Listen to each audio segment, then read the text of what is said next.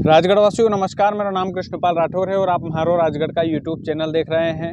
हम इस वक्त ग्राम भूमिका में हैं। राजगढ़ ज़िले का ये गांव है और हमारे बगल में जो व्यक्ति खड़े हैं इनका गंभीर आरोप है कि इनके पिताजी की हत्या हुई है।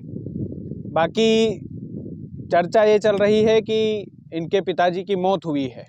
मौत किस वजह से हुई है, ये हत्या किस वजह से बता रहे हैं, इन तमाम सारे सवालों का जवाब हम इन्हीं के खेत पर जानने के लिए आए हैं। ये जो पीछे झोपड़ी है, इसी झोपड़ी में इनके पिताजी का शव मिला था।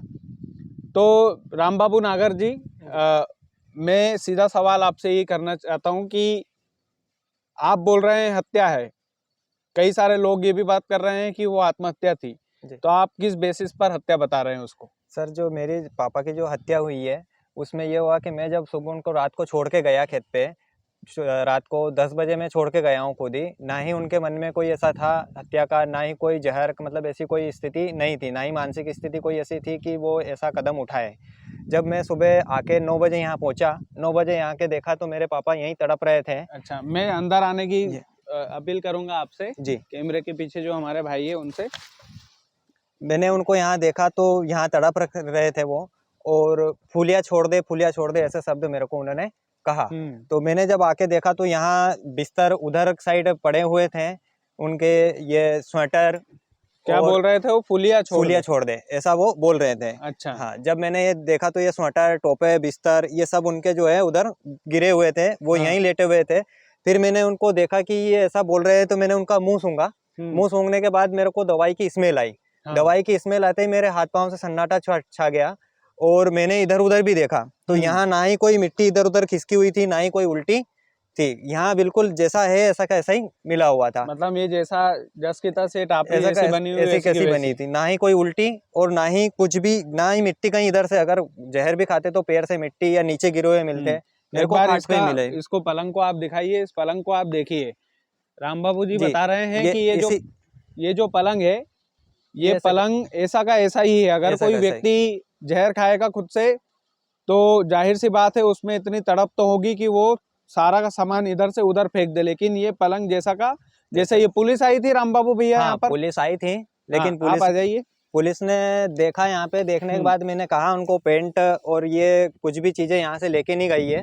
मैंने इनका पेंट दवाई में हो रहा था, उसकी स्मेल भी आ रही थी, वो भी नहीं लेके गई। ना ही यहाँ उल्टी मिली हमें, और टोपे में जरूर नाक लगी हुई मिली उनको उनकी। और उसके बाद जो है उनकी तंबाकू की डब्बी यहाँ से 500-600 मीटर जो है दूर मेरा एक और कुआं है। मैं आपको वो तस्वीरें दिखा रहा हूँ, तंबाकू की डिब्बी जिस कुएं पे उनकी मिली तंबाकू, उनको हर 15-20 मिनट में वो तंबाकू खाते थे। अच्छा। हाँ, और यहीं ऐसी स्थिति मिले, फिर मैंने आसपास के लोगों को आवाज दी। उसके बाद में यहाँ से उठा के उनको हॉस्पिटल लेके गया। हॉस्पिटल में ले जाने के बाद मैंने प्राथमिक उपचार खुजनेर गवर्नमेंट हॉस्पिटल में करवाया। उसके बाद वहाँ से शाजापुर के लिए रेफ़र किया। शाजापुर में इलाज के दौरान जो है उनको रेफ़र किया गया वहाँ से इंदौर के लिए, और जैसे ही वहाँ से हम लेके बस स्टैंड तक निकले और वो शांत हो गए। अच्छा, तो आपको किस पर शक है कि सर कौन से व्यक्ति ने हत्या करवाई होगी उनकी, और क्यों, मतलब क्या कारण रहा होगा? कोई झगड़ा था उन लोगों से आपका? 1 महीने पहले जो है मेरे 11-11-25 की घटना है। शाम को 6:30 बजे मेरी मम्मी और मेरे पापा दोनों को मेरे बड़े बाबा जो है फूल सिंह, उन्होंने उनको जानलेवा हमला किया था उन्होंने। उस समय तो ये भग के निकल गए, और शाम को जो है रात 9-10 बजे के समथिंग लीमाचौन थाने में एफआईआर की गई।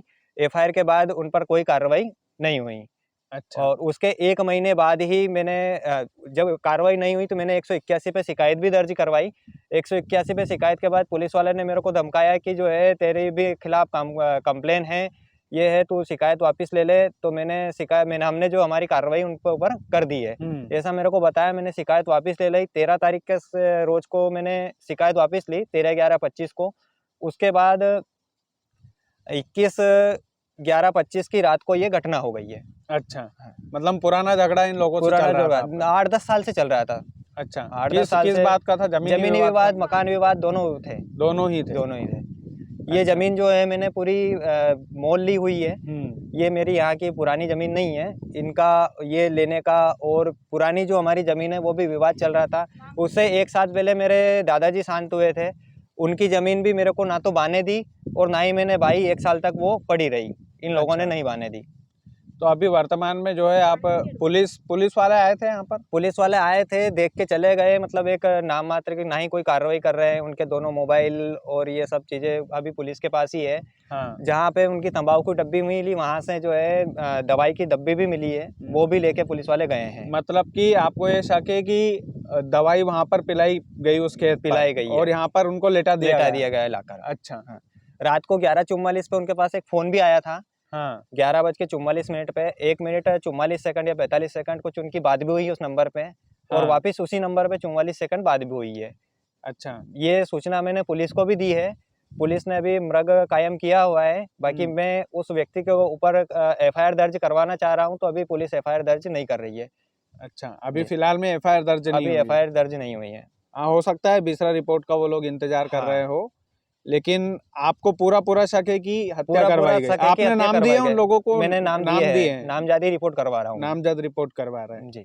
लेकिन अभी ये वाली हत्या का मुकदमा किसी व्यक्ति के ऊपर कोई दर्ज नहीं हुआ है अभी।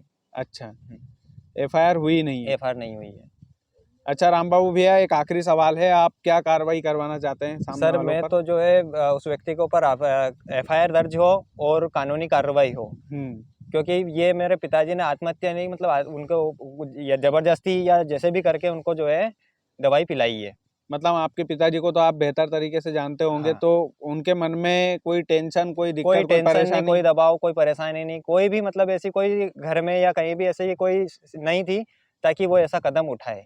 या तो उनको दवाई पिलाई है या खुद से ही जबरन बिठा के मतलब जबरदस्ती पिलाई गई है। जबरदस्ती पिलाई गई है? या तो उनके ऊपर दबाव बना के पिलाई गई है खुद से। पहले कभी जान से मारने की धमकी दी किसी? बहुत बार जान से मारने की धमकी दी है। बोले उस दिन जिस दिन ये घटना हुई ना 11/11/25 को, उस समय भी उनको जो है जान से मारने की धमकी दी कि बोले अब बच के निकल लिया, अब आगे देखना तू कैसे बचता है।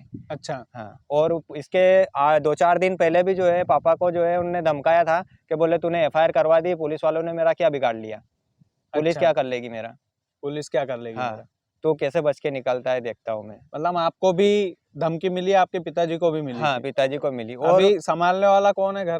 घर में ही संभालने वाला हूँ मैं अभी। मतलब 1 महीने से हाँ, मतलब करीबन अभी हत्या के बाद 2 महीने हो चुके हैं उस घटना से।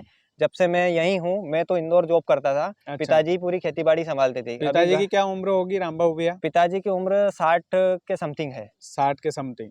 और आप इकलौते बेटा हूँ। मेरी 2 बहनें हैं जो दोनों ससुराल चली गई है। और मेरी मम्मी है, इनको भी मारा था, इनको भी सर में चोट आई थी। अच्छा, माता राम भी देखो सर में, कमर में इनको चोट बता रही है। आप मैं एक बार चाहता हूँ कैमरा दिखा दीजिए आप। माता राम आप जब 11/11 को इनको, अच्छा, ये जानलेवा हमला आपको भी किया? हाँ, ये और ये सर में भी चोट बता रही है माता राम। तो ये जो पूरा मामला है, इस मामले में पुलिस की अहम भूमिका बन जाती है। दोस्तों, जाहिर सी बात है कि जैसा राम बाबू भैया बता रहे हैं कि जहर की डिब्बी भी वहाँ मिली है और तंबाकू की डिब्बी भी वहाँ मिली है।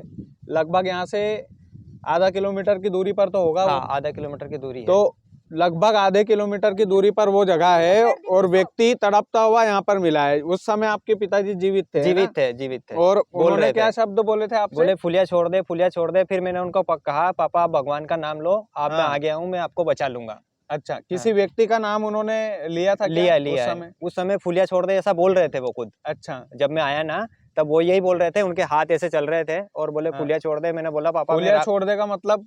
मेरे बड़े बाबूजी का नाम है फुलिया। अच्छा, मतलब उनको जो है फुल्लू नाम है, तो फुलिया कर रहे थे। अच्छा, इस वजह से तो मैंने कहा पापा मैं राम बाबू हूँ, मैं आ गया हूँ, मैं अब आपको हॉस्पिटल ले लूंगा, आप भगवान का नाम लो। मतलब वो मतलब तड़पते हुए बोल रहे थे कि फुलिया छोड़ दे। हाँ, तड़पते मतलब मेरे को छोड़ दे। अच्छा, मेरे को भी हाथ नहीं लगाने दिया। अच्छा, डर गए थे वो? मतलब तो मैंने बोला, मैंने पापा मैं राम बाबू हूँ, मैं आ गया हूँ, आप भगवान का नाम लो, मैं हॉस्पिटल ले चलूंगा, आप बच जाओगे।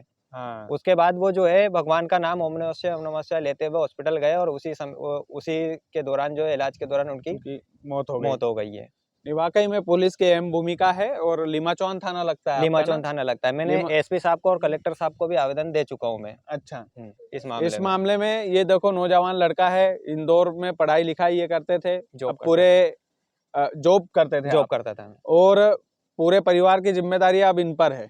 इनका करियर तो गया, एक साइड रखा गया हो, तो जो इन्होंने तैयारी की, जिस मेहनत से इनकी जॉब लगी होगी, वो तो यूँ मानिए कि वो तो एक साइड गया।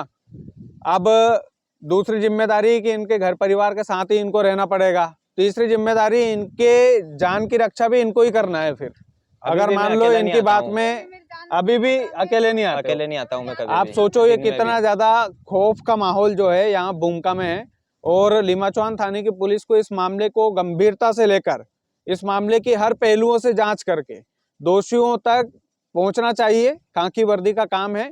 बाकी हम भी प्रयास करेंगे रामबाबू भैया कि आपको न्याय मिले। और जब सब दरवाजे बंद हो जाते हैं तो मीडिया का दरवाजा खुलता है, वो आखिरी दरवाजा होता है। और देश के चौथे स्तंभ की भूमिका में हम लोग हैं। ऐसे में प्रशासनिक अधिकारियों से, खाकी वर्दी से, नेता नगरियों से, तमाम सारे लोगों से सवाल करना हमारी जिम्मेदारी है। ये नौजवान युवक जो है, ये नौजवान युवक ने हमसे बोला था कि साहब आप खेत पर ही आकर वीडियो बना रहे हैं जहाँ पर मेरे पिताजी की मौत हुई। ये कितनी बड़े दुर्भाग्य की बात है।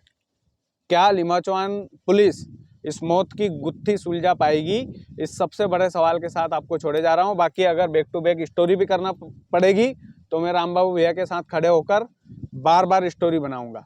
बहुत बहुत धन्यवाद। ठीक है।